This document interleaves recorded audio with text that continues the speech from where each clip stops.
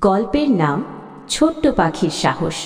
এক ছিল ছোট্ট পাখি, নাম তার টুনটুনি। সে থাকতো এক সবুজ জঙ্গলে, উঁচু একটা গাছের ডালে। টুনটুনি খুব ভীতু ছিল, হালকা বাতাসে ডাল নড়লেই সে ভয় পেত।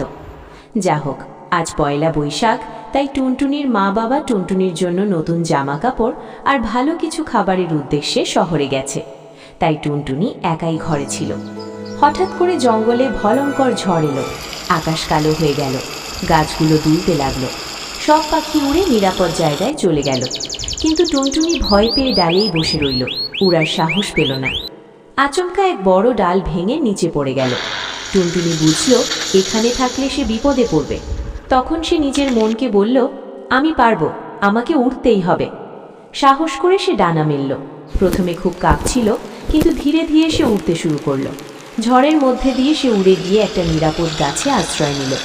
ঝড় থামার পর টুনটুনি বুঝল সে আগের মতো ভীতু নেই, সে নিজের ওপর বিশ্বাস রাখতে শিখেছে। একটু পরে টুনটুনির মা বাবা টুনটুনির জন্য নতুন জামা কাপড় আর সাথে ভালো ভালো খাবার নিয়ে টুনটুনির খোঁজ করতে শুরু করলো। যে গাছে তাদের বাসা ছিল সেটা ভেঙে গেছে। হঠাৎ করে টুনটুনির মা বাবা দেখে টুনটুনি অন্য পাখিদের সাথে আকাশে উঠছে। তারা জানে টুনটুনি উঠতে পারে না, কিন্তু তারা আশ্চর্য হয়ে গেল টুনটুনিকে উঠতে দেখে। তাদেরও খুব আনন্দ হলো। তারা টুনটুনিকে নিচে নেমে আসতে বলল। টুনটুনির আজ খুব আনন্দ, সে একা উঠতে পেরেছে, সাথে নতুন জামা কাপড় ও ভালো ভালো খাবার।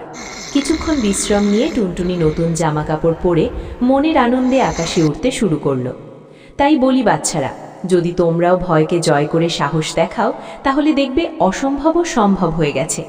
গল্পটি ভালো লাগলে লাইক, শেয়ার অ্যান্ড কমেন্ট করতে একদম ভুলবে না।